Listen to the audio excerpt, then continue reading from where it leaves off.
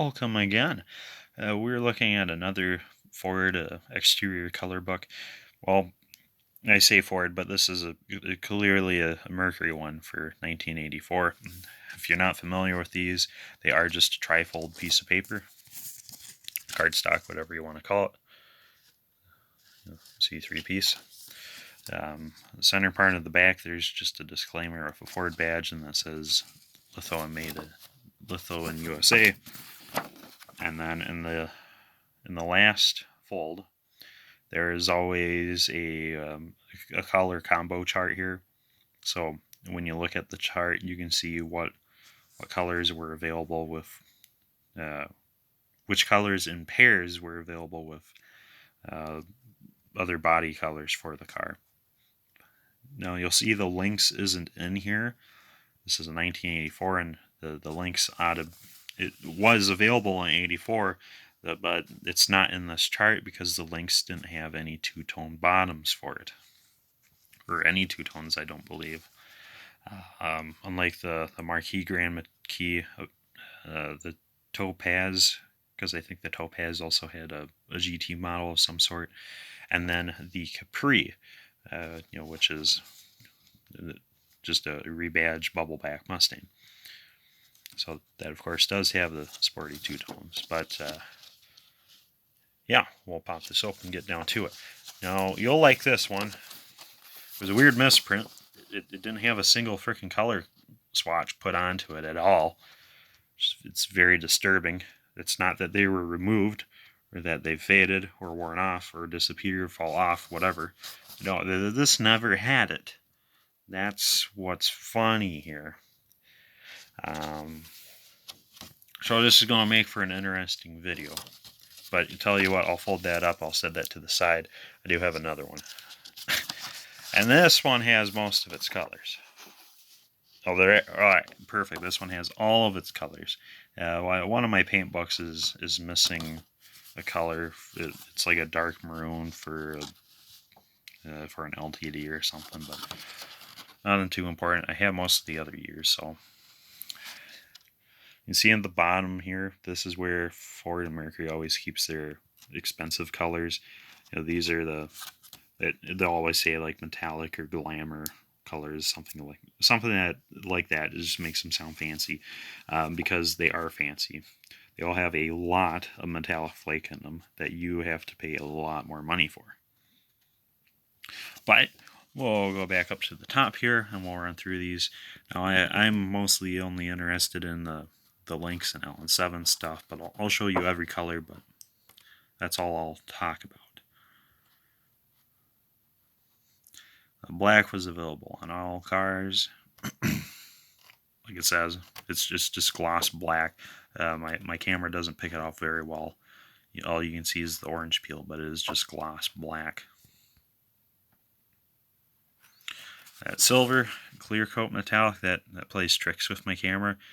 It makes it thinks it's like a spot in the sun, because it really reflects well. There's midnight blue metallic. That's a hard one to come across on camera, but in the sun it sure does sparkle. There we go. You can kind of see that. There's a hint of green metallic flake in there. The medium red is, well, it's pushing maroon. It's not to be confused with the actual red a little further down here, which has a hint of orange in it. But we'll look at this metallic red clear coat first. And this Midnight Canyon red, that is maroon pushing dark. 50 shades of red here.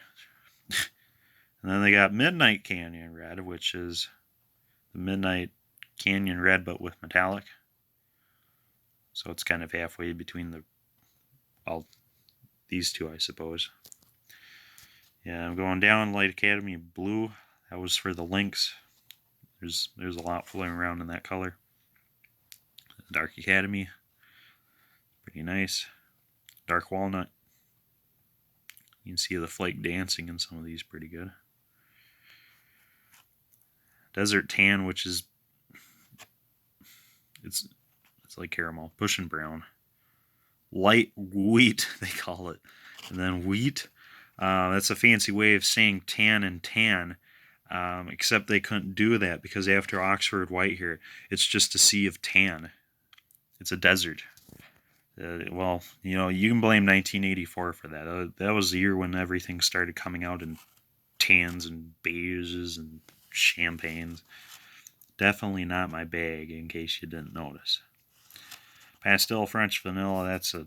That is a cream. It's almost white. I guess you'd call that eggshell, because Oxford is it's printer paper white with the tiniest hint of blue. The dark charcoal metallic is pretty neat. I don't know if I'd want that on an EXP, but it's kind of neat. I'd rather have the Pastel Academy blue clear coat. It is nice, and it does look good on Lynxes.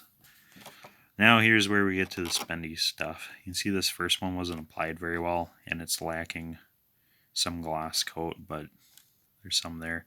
Kind of looks like the surface of the moon with those bubbles. We got our dark charcoal metallic, the medium canyon red metallic, which is quite nice. And there's this bright copper metallic, which I love. It's coming out in camera pretty good, but it is a dark orange with light orange flake in it.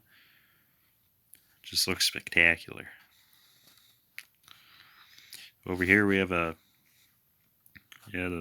metallic tan, and there's not much metallic in this one. There's some because you can see the light shading around it, but it's not like these other ones next to it that just sparkle in the sun. This dark Academy blue, these dark blues, I have a hard time catching on camera for you, but there we go. You see it does sparkle some there. We have another nice red. This desert tan metallic is pretty complex. It does look brown in some instances, but when you get light on it, it lights up in silver. Kind of weird. Walnut chestnut does a similar thing, but darker. And then we have this Pastel Academy blue clear coat, which is interesting. You'll find that's the same exact thing as this. Same number even.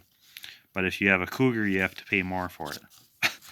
And then on the back here, yeah, sadly there's no links, but you just go on this chart till you see a dot and then go up, and then you see your color combo. So for the Capri, you can see a 1E and 1C. That 1C is black, and you could have silver on it, so it would be silver with a black bottom. That's all there is, so I'll let you go.